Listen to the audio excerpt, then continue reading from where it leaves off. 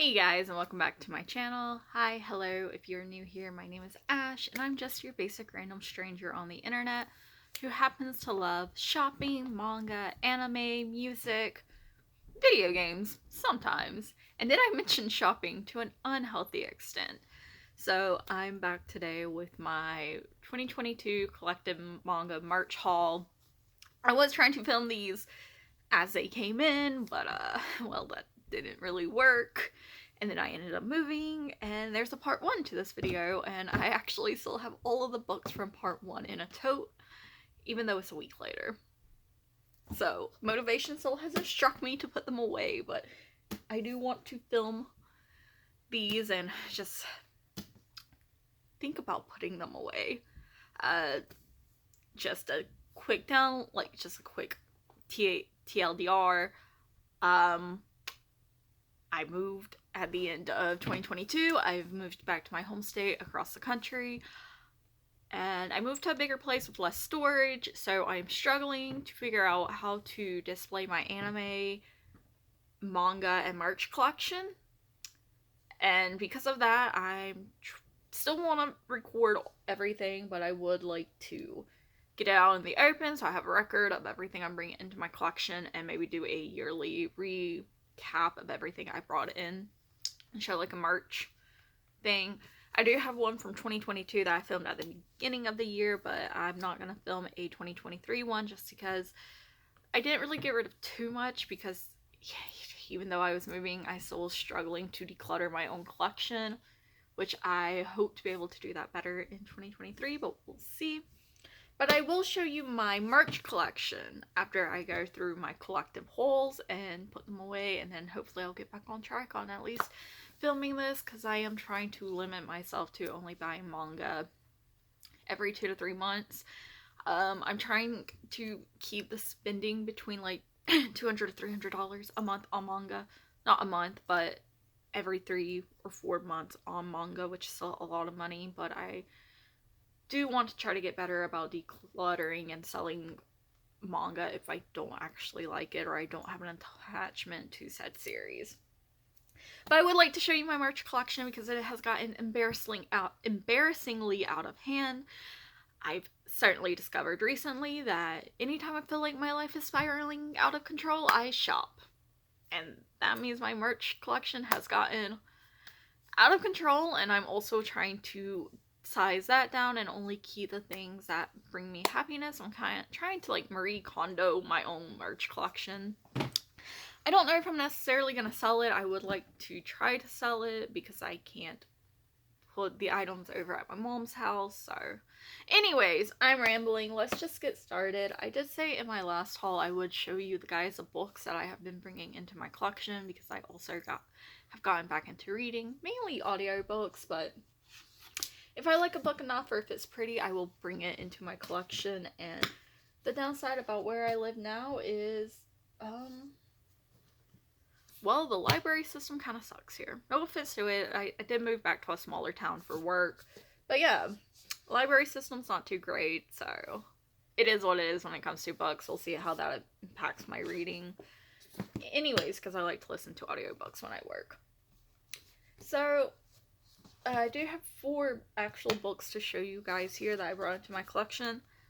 2 of them are kind of pretty books just to look at, and then 2 of them are books I would like to read. And the first book that I brought into my collection is The Dictionary of Obscure Sorrows by John Koning. I actually have 2 volumes of this book. I find this book to be like super beautiful to look at. And it's literally just a book of not made up words, but words that make you feel. Deep words. I have a second copy of this actually at work, and I do try to read a couple of words from the Dictionary of Obscure Sorrows every once in a while I'm at work to take a break from working. But yeah, I like the way this book looks, and I think it's a beautiful conversation piece to have in my office at my job. It defines new words for emotions that we all feel but don't have the language to express. I really like the words in this book. Oh shit. Sorry, I would like to maybe mark up one of the copies I own of the books or of the words I really like and have them and keep up with them. But so far, I haven't got there. But I do have 2 copies of this because, I mean, it's just visually stunning to look at. And I do feel like if anyone comes into my office, it's a weird conversation starter to have a book called The Dictionary of Obscure Sorrows, because my ass is depressing as hell at work. The next book I brought into my collection is actually just a beautiful book that I'm never going to read. I picked it up at this cute little, like, eclectic flower shop in KC before I moved. And, well, I love the way this book looks. And it is The Botanical Curses and Poisons, The Shadow Lives of Plants. And this is by Fez Inkwright. Just look how beautiful this book is. Oh. I don't think I will ever read this, but this book is beautiful. It has like a ribbon bookmark. Look at these end pages. It has foiling. I mean, it is beautiful. It has some beautiful artwork. And essentially, this just documents like all the poisons and dangerous plants there are in the world. While I would love to read this, I wouldn't want to ruin this copy, so I think I would want to pick up a second copy if I ever wanted to read this. Like, I do want to read this because I am interested in like plants and potentially deadlier plants, of course, but it's just a stunning copy, and I just actually love to have this out in the open at my house, like at my apartment, just have people be like, what the fuck is that? It's beautiful. So slightly scary, slightly mysterious. And then the next 2 books I picked up is actually a book I'm in the middle of reading, and its sequel, and that is Before the Coffee Gets Cold. And Before the Coffee Gets Cold, Tales from the Cafe. This is the sequel, and this is by Toshikazu Kawaguchi. I've heard a lot of great things about this book series, and it's essentially about a time travel cafe. If you go to this cafe, there are rules that you must follow, but you can travel back in time to not change the past, but perhaps get closure on the past. Maybe say some things that were left unspoken. I am on story 3. I'm really enjoying this collection.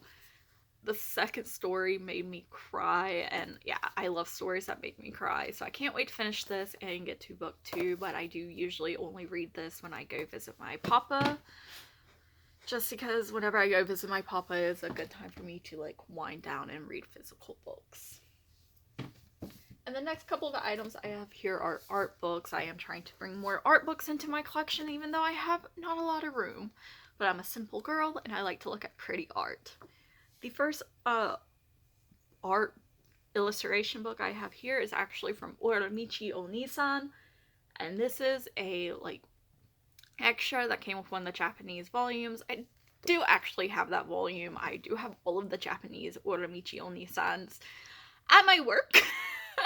Once again, I think they're great conversation starters. I probably should bring them home to show you guys. I have physically collected them, but this was an art book that came with Uramichi Onisan, and I did buy this off of Macari used because I love this series.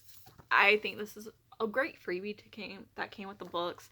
I don't think it's necessarily a freebie. Like, I'm pretty sure it raised the price of the manga by like 500 yen, but I'm so glad I have this in my collection. I love Uramichi Onisan, and I really want the art book.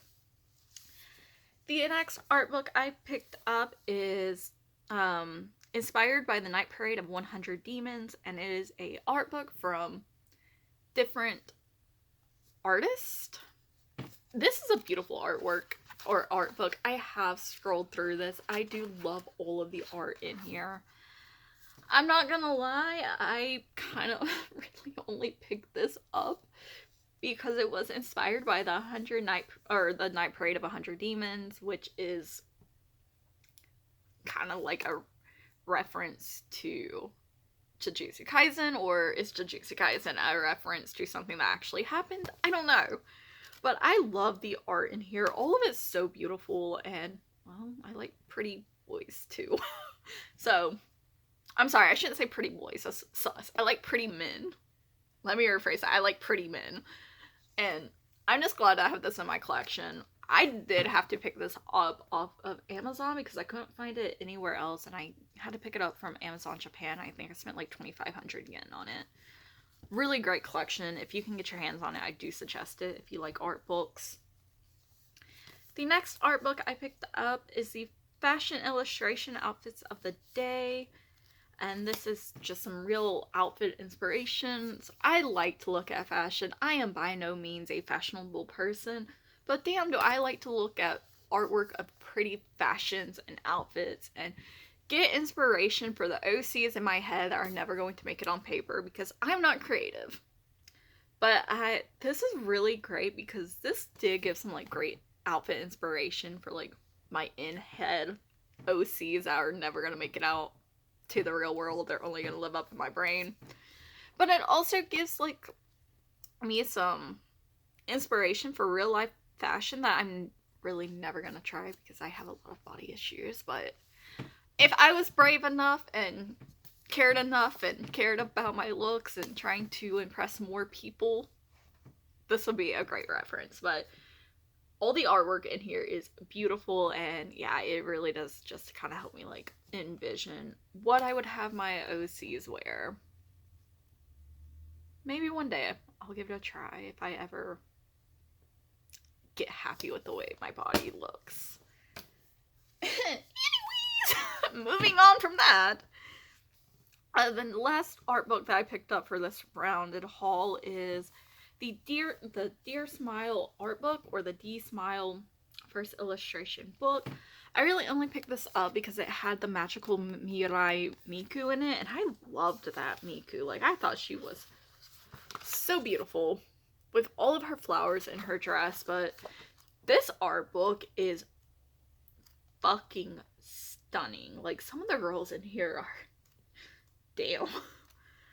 I picked this one up on a whim, and I'm so glad I picked this up.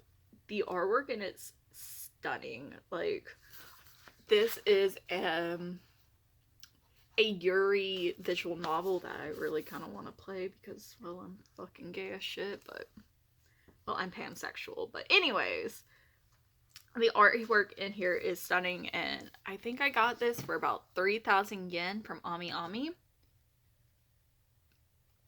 It was a pleasant surprise. I picked it up for one piece of artwork and fell in love with all of the art in here. Nothing but beautiful anime girls, and yeah, I don't know what more to say about this. If you can get your hands on this, I would suggest it because you've got bunny girls, which I enjoy bunny girls, shit like that.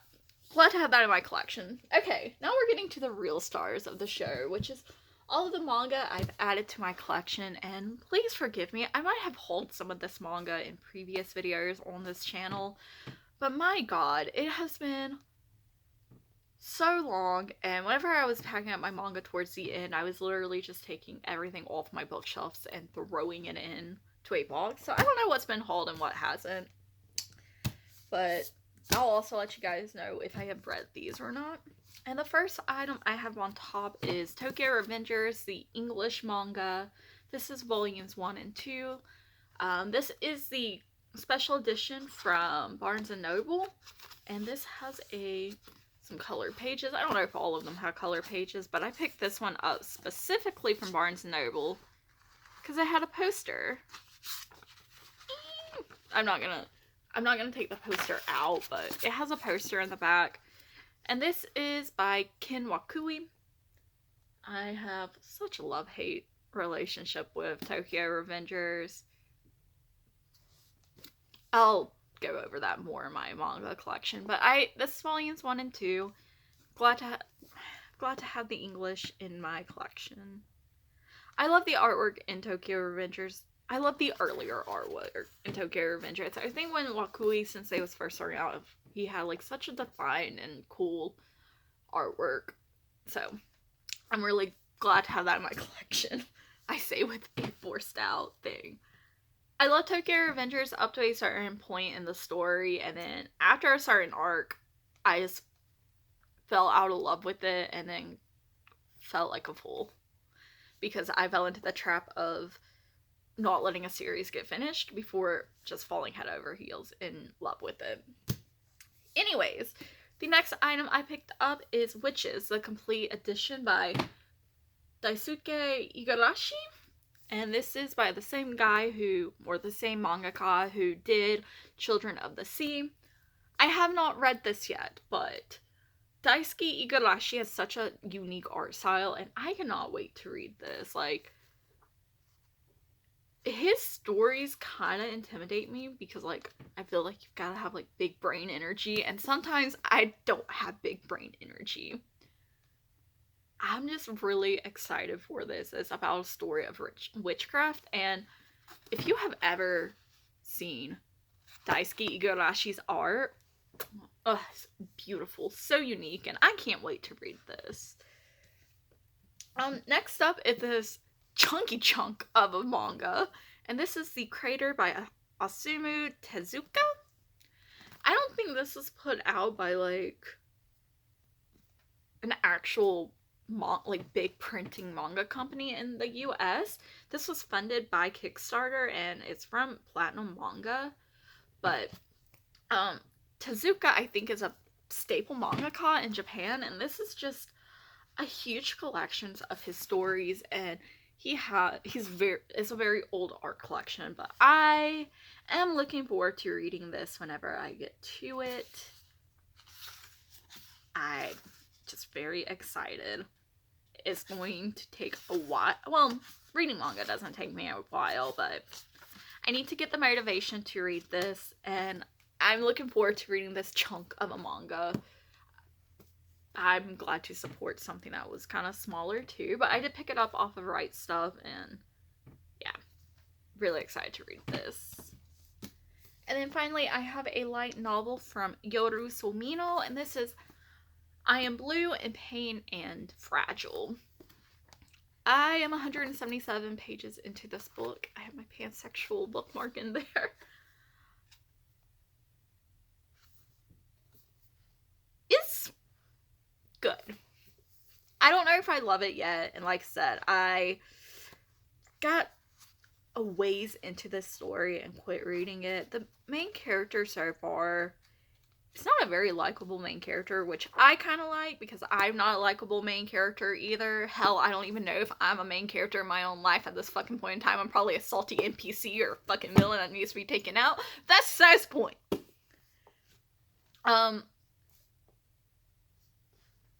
I really like this story so far, where it's going. Essentially, I think it's a guy meets this girl in college, and the guy is kind of not stuck up, but he has high opinions of himself and not so high opinions of other people. And he meets this girl who broke through his walls to be his friend, and they formed this group, and this group got really big, and I don't know what happened to the girl as of yet, but something happened, and this guy is no longer in this group. The group is still thriving. It's like this huge networking operation on this campus. And even though the guy and this girl founded this group, he's not in the group, he's not known in the group, and he meets up with a friend, and he is actively trying to take down the group that he made with this friend that he made in college. And I don't know if are romantic undertones. I get the feeling that there's some romantic undertones between this man and this woman, and like whatever happened caused a falling out between them, or she's dead. I haven't figured that part out either. He talks about her as if she's dead, but I don't know because I'm not done with the book. I'm curious to know why, but I started reading it, and then just the move got to me, and I took a break, but I'm excited to get back in this because I love Yoru Sumino's work. I think I do actually like their work more in a manga setting because I find that manga is more digestible for me. But I do like reading their light novels, and I'm excited to continue on with this. My leg is fucking asleep. I can't fucking feel my leg. Anyways, on to the next stack. Oh, I'm sitting on my floor in front of my bedroom door because I have no other filming location in my new apartment. The next book I picked up here is Volume 2 of Secretera. I have not read this. I am looking forward to starting the series, and it's by Minoru Furuya. Stunning back cover. All I know is this is supposed to be a poignant and hard-hitting story about coming of age and motorcycles. Excited to read this whenever I get to it. Next up, I have Secretera Volume 3. Once again, I have not read this. I am looking forward to reading the series. The back is beautiful. The art in this is very real-world art. And I should mention that this is rated 16+. But I am excited to get to read this. Alrighty. And the next series I have here is Volume 1 of Sensei's Pious Lie by Akane Torarikai. I said their name wrong in my last video. I have read the first volume, and this is about a teacher in Japan who, she's a young teacher. She struggles with sexual advances and things like that. And her best friend thinks she hasn't had sex yet, and her best friend's engaged to this man, but the truth is she has had sex. And it's a hard-hitting story about sex A, and I'm pretty sure there's an age gap romance between a teacher and a student in here. And it's also looking at SA from a female's point of view and SA from a male's point of view. So you're getting both genders being SA'd. I do really like the story. It is very hard-hitting, kind of depressing. But I do enjoy very hard-hitting and depressing stories. And I've found myself as I get older wanting to read more poignant, hard-hitting stories to feel something. Anyways, I feel like this video is getting a little too dark for me. I should cheer the fuck up. And the next item I have here is a Kingdom Hearts Birth by Sleep novel. And this is Kingdom Hearts Birth by Sleep, the novel. I have not read this. I actually do want to read this. I love Kingdom Hearts. It's one of my favorite things in the entire world. It's been a love of my life for 20 years. It's been the only thing that's been around in my life for that long. And I really love Birth by Sleep because Birth by Sleep introduced my favorite character in the entire series.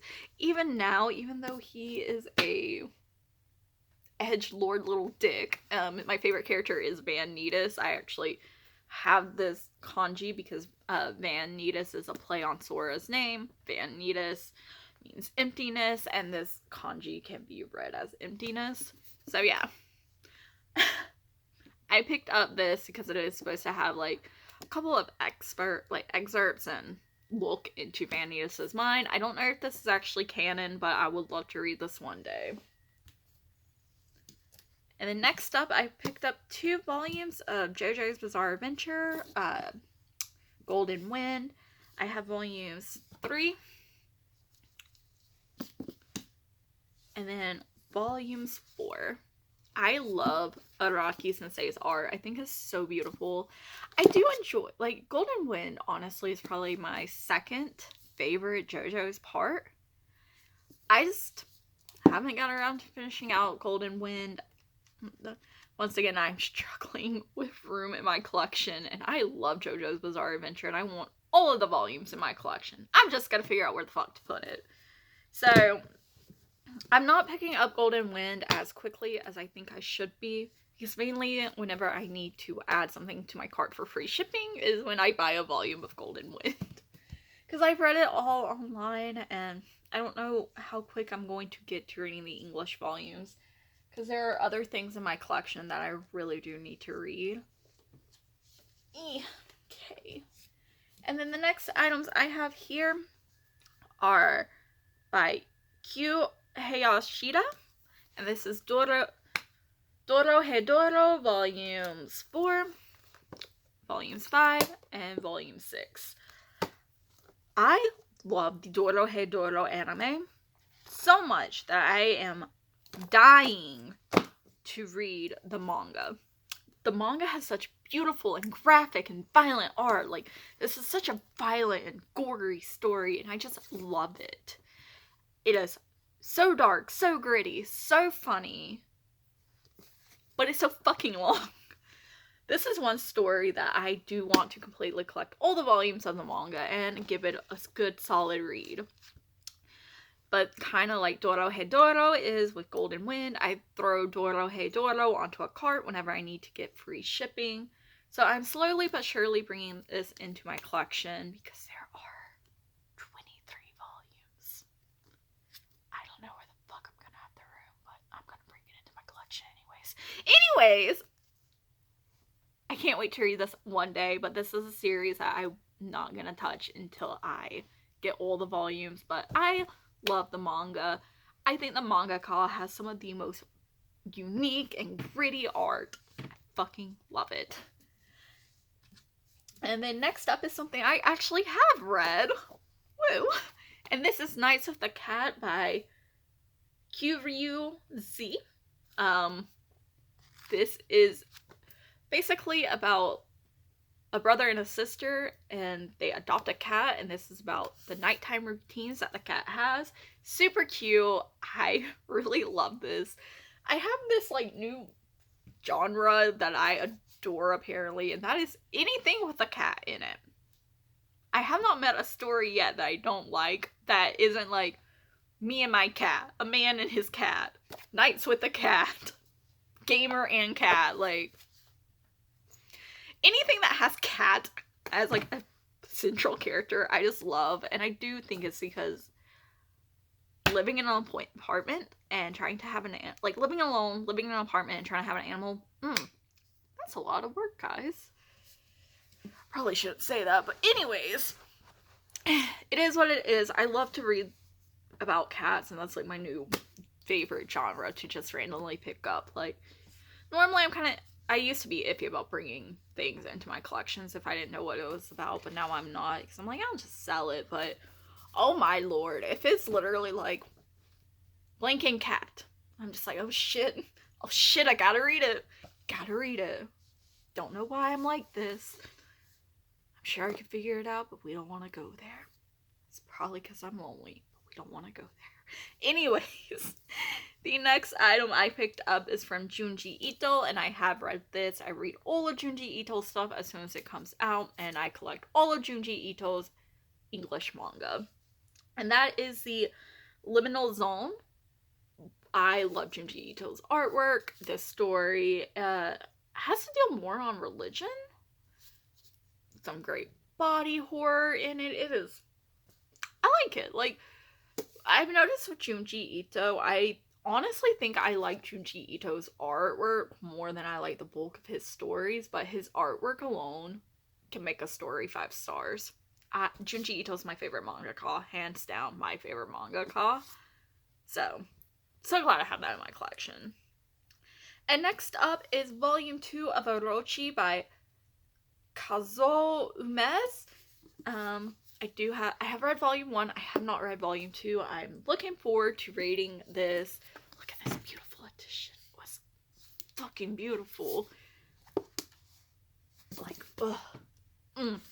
Anyways, Kazuo Umez is like a very staple mangaka in the horror genre.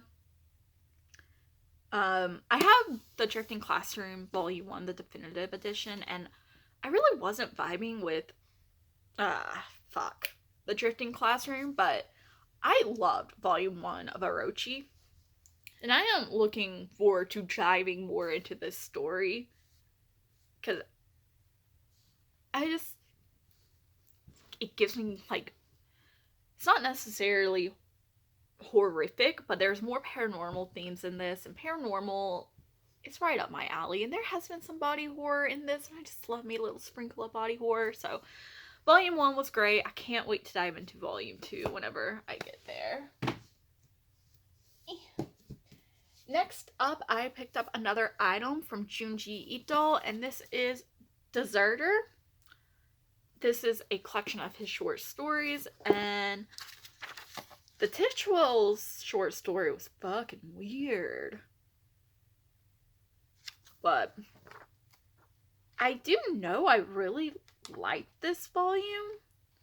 Like, I loved all the body horror in it. Once again, Junji Ito's artwork alone. I would give anything of his, like, 5 stars just from the artwork alone. But, yeah, I enjoyed this when I read it. But I am kind of ashamed to say I don't really remember the story, so this volume by Junji Ito, this, like, short stories, this might need a reread eventually. It's the collection of his, like, earliest works. So good. And I mean, you can tell in his artwork, it was, like, his earliest works. I feel like I'm chatty as fuck today, whereas my first video was like, bang, bang, bang, get through it. Anyways, the next item I have here is by Shigeru Mizuki, and this is Tono Monogatari. This is about paranormal stories and short. This is like actual illustrations of paranormal and urban folktales of Japanese culture. My brother picked this up for me for Christmas in 2021. I am just so excited to dive into this whenever I get to it. I really do want to get to this. Shigeru Mizuki is once again a staple mangaka, like he did Gegege no Kitaro. So I'm looking forward to reading this. His artwork, like you can tell he's an older mangaka, but I really like his artwork. I can't wait to read this one. Even though I haven't read it. Like, I keep saying I can't wait to read these, and I haven't read any of these, and it's, like, it's just kind of because I have been struggling. I don't know. I've been in a I just want to read fluffy shit lately, so I've been putting all of my, like, horror shit to the side, unless it's Junji Ito. Anyways, I do have a plan to start getting through my backlog of manga, but I think I'll talk about that in a later video. The next item I picked up here is a Yori one-shot, and it's called Mizuno and Chayama. And this is by Yuta Nishio. I really like this. I think I gave it 3.5 or 4 stars. It is a Yori love story. Essentially, the main characters are from a warring family. She's from a tea conglomerate. I think her father's like the mayor or something, or a bottled water company. And one of them is heavily bullied, and they have a secret and sexual relationship, and this sexual relationship will eventually blossom into deeper feelings. I really like this. I love anything LGBTQ+, especially when it is on the Yuri side. The next item I have here is A Man and His Cat Volume 6. I have not read this volume, but this kind of goes back to what I was saying earlier. I love anything with and cat.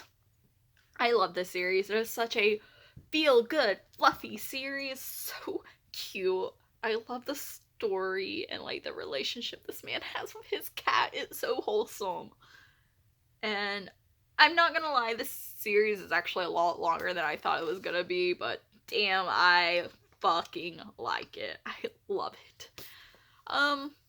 Long story short, this man has been lonely after the death of his wife. They never had kids. He is a pianist, but after his wife dies, he doesn't really perform anymore. He's a school teacher, and he finally decides to adopt a cat. And he goes to the store and falls in love with this cat right here, and it's so beautiful because, like, this cat right here was always overlooked since he was a kitten because he was the ugliest cat in the store. And the man sees the cat and just falls instantly in love, and it's just so caring, so cute. And oh, sorry, I didn't even say who this was by. It's by Umai Sakurai. So cute. If you want to read something fluffy and cute and you just need a good pick-me-up, this series, man. This series. Finally, I picked up Volume 1 of Segutera by Minoru Furuya. I'm pretty sure I have talked about this one on my channel. I'm excited to get to the series when I do get to it, and I really hope I get to it sometime this year. Volume 3 is the last volume in this collection, so I do have all of them, so I can just sit down and binge it all at once whenever I get there. And then, let's see. Oh, I found another volume of A Man and His Cat. This is volume 5. I have read volume 5. Okay, so volume 5 was the last volume I stopped at, and fuck, volume 5 was sad. I mean, it had a happy ending, but volume 5 was kind of sad. But it had a happy ending, so anyways. I read it. So cute. Like, look at these little chibi artworks. What the fucking cat? He's so cute. It's so cute. If you can get your hands on the series via the library, someone you know, buying it yourself, such a cute series. Honestly, it's probably one of my favorite and cat series that's out there. And then finally, I picked up the My Summer of You, which is volume 2 of The Summer with You. I have volume 1. I don't know if I've ever hauled it because I don't think I was doing videos at the time. But I have read this. It took forever for volume 2 to get into my collection. Overall, I do like this story. I wouldn't get rid of it. But it is a yaoi romance about two friends who link up because of their love of movies, and there's not really miscommunication, but there's like a runaway trope, and they're two friends who fall in love, and it's some slow burn, and I liked it. I really liked it. Like, I'm not gonna get rid of it. I don't think this is a series I want to sell. Granted, I don't know if this is a manga I want to reread, but I like the story and the artwork. I guess that's all. Like, maybe that's all you need to know, is just you like the story and you like the artwork. And then finally, the next 3 volumes are something I have read, and fuck, is it one of my favorite things. And that is Life Lessons with Oramichi Oni-san, or Oramichi Oni-san. This is volume 1, volume 2, and volume 3. Okay, I feel so bad because this video is getting so long, but Oramichi Oni-san, I have never connected more with a series than I have with this fucking manga series. It is dark and hilarious and so fucking real. Like, if you are someone who struggles even the little bit with high functioning depression, this fucking story, my favorite thing. It is one of my favorite things in the entire world, and is something I probably would have overlooked if it was not for my local, like, my library and KCMO. Because, like, just looking at these volume covers, they're too happy, and the happy volume covers hide the dark, depressing shit that's within, but it tells the dark and depressing shit in such a hilarious way. I have never connected more so with a main character in a series than I have with this main character. He is a 30-something-year-old who is perpetually single, and he is dead on the inside, and he goes to work and just tries to fake it, and he teaches the life lesson